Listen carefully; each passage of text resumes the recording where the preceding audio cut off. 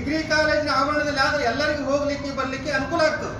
ಅದಕ್ಕಾಗಿ ಏನಪ್ಪಾ ಅಂತಂದ್ರೆ ಈ ನಮ್ಮ ಒಕ್ಕೂಟ ಏನಪ್ಪಾ ಅಂದ್ರೆ ಒಂದ್ ವೇಳೆ ಮಾಡಲಿಲ್ಲ ಅಂತ ತಿಳ್ಕೋರಿ, ಇದು ನಿರಂತರ ಧರಣಿ ನಮ್ಮ ಒಕ್ಕೂಟದಿಂದ ನಡೀತದ. ಅದಕ್ಕೇನಪ್ಪ ಅಂದ್ರೆ ಈಗ ಹಾಸ್ಟೆಲ್ ಏನಪ್ಪಾ ಅಂತಂದ್ರೆ ಕನ್ಯಾಕೋಡ ರೋಡಿಗೆ ಎಷ್ಟೋ ಅಸ್ತವ್ಯಸ್ತ ಅದಲ್ಲಿ ಹೆಣ್ಣು ಮಕ್ಕಳ ಹಾಸ್ಟೆಲ್ದಲ್ಲಿ ಎಷ್ಟೋ ಅತ್ಯಾಚಾರ ಅನಾಚಾರ ಇದು ನಡೀತಾವ. ಅಂಥದ್ದೇನಪ್ಪ ಅಂತಂದ್ರೆ ಅವಾಗ ಮಾಡುವಾಗ ಯಾರು ವಿರೋಧ ಮಾಡಲೇ ಇಲ್ಲ ಅದನ್ನು. ಅಲ್ಲೇ ಏನಪ್ಪಾ ಅಂತಂದ್ರೆ ಒಂದು ಇದು ಟೌನ್ ಹಾಲ್ ಆಯ್ತು, ಅವಾಗೂ ಕೂಡ ವಿರೋಧ ಮಾಡಲಿಲ್ಲ. ಆದ್ರೆ ಈಗೇನಪ್ಪ ಅಂದ್ರೆ ಪ್ರಜಾಸೌಧ ಕಟ್ತಾರಂತಂದ್ರೆ ಅದಕ್ಕೆ ವಿರೋಧ ಮಾಡ್ತಾರಂದ್ರೆ ಆ ಸಂಘಟನೆಗಳಲ್ಲಿ ವಿನಯ ಮಾಡ್ಕೋತೀವಿ, ಸಹಕಾರನೂ ಕೊಡಬೇಕು ಮುಂದೆ. ಅದಕ್ಕೇನಪ್ಪ ಅಂದ್ರೆ ಪ್ರಜಾಸೌಧ ಅಲ್ಲೇ ಆಗ್ಬೇಕಂತ ಹೇಳಿ ನಮ್ಮ ಆಗ್ರಹ ಅಂತ ಹೇಳಿ ನಾನು ಎರಡು ಮಾತುಗಳನ್ನು ಮುಗಿಸ್ತಾ ಇದ್ದೇನೆ.